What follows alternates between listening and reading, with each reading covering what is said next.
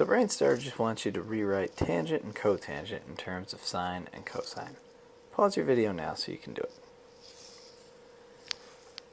Hopefully you remember from a previous lesson that tangent is just sine over cosine, and that cotangent, the reciprocal of tangent, is just cosine over sine. We're going to be using these a lot now because we're going to start rewriting things in terms of sine and cosine. And hopefully things will cancel out and we end up with a much simpler expression than what we started with. In case you forgot these identities, we're going to be using them a lot. The reciprocal identities are pretty basic and normal. You know that, for example, cosecant is 1 over sine and cosine is 1 over secant. Those reciprocal identities. The quotient identities we literally just went through on the brain starter, where tangent is sine over cosine and cotangent is cosine over sine. The ones you may not remember as much are the Pythagorean identities, where we have sine squared plus cosine squared equals 1.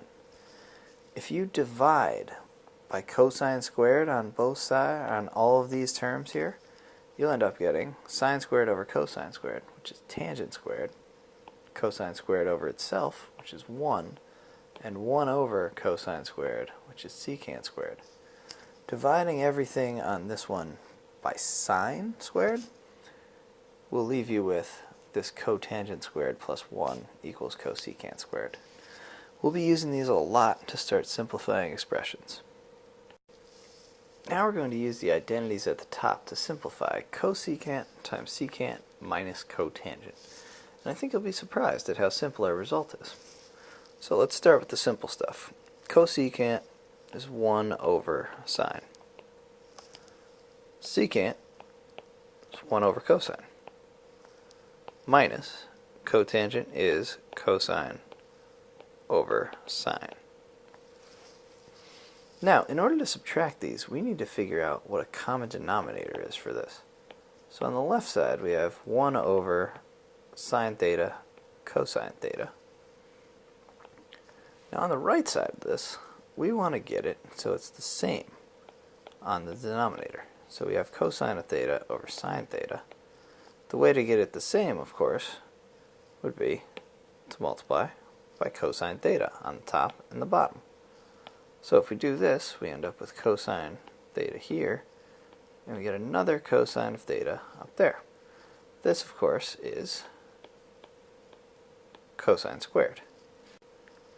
Now, we're going to keep the denominator the same, sine times cosine, and we're going to subtract the numerators. So we're left with 1 minus cosine squared of theta. Now, let's take one quick trip back up to this Pythagorean identity. 1 minus cosine squared of theta doesn't look that special, but in fact it is. Because all you have to do here is if you subtract cosine squared on both sides, you're left with sine squared equals 1 minus cosine squared, which means we can rewrite the 1 minus cosine squared in the numerator as sine squared. And the denominator, of course, stays the same. Well, now we have 2 sines on top and 1 on the bottom, all being multiplied, so we can cancel out this squared, and we can cancel out that sine on the bottom.